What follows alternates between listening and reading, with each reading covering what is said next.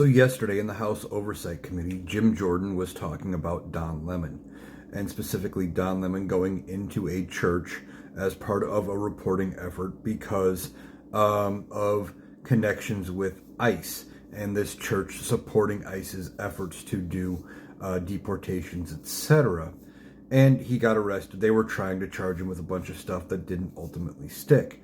And he was trying to defend that. And Jim Jordan comes out and says, well, yes, you have a First Amendment right to speech and to protest, but you can do that outside. You don't have a right to come into Congress and disrupt Congress or to trample on somebody else's rights. That is interesting that Jim Jordan said that. It's also ironic considering Jim Jordan was under investigation for participation in the events leading up to January 6th, 2021. Where we saw a certain group of people who were supporting Donald Trump go into the Capitol trying to disrupt the abilities of Congress to do its job and to certify the election.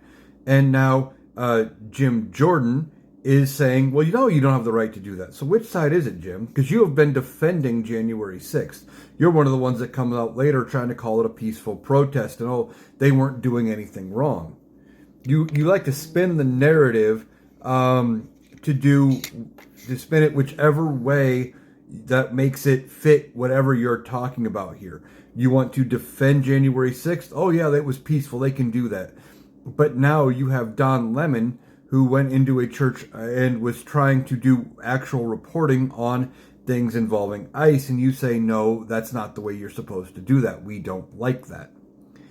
Donald Trump incited an insurrection by bringing in his supporters into the Capitol for January 6th, trying to prevent them from doing the certification of the election that day. And you have been trying to defend them. And now you come out saying the exact thing we've been saying for a long time, that no, they didn't have the right to do that. And he's right. You don't have the right to go into Congress and disrupt their proceedings to a point where they can't actually do their job. You do have a right, however, to protest. However, some ICE agents are also trying to say, you don't even have a right to protest, and they want to arrest people for even protesting. So Jim Jordan accidentally says the right thing, and he gets it right yesterday. But he's been on both sides of this issue. And he famously did not answer a subpoena to talk about January 6th. So the fact that he is even sitting on an oversight committee is ironic and almost feels like a slap in the face to the rest of us out here. But he did get it right. You can't disrupt proceedings like that.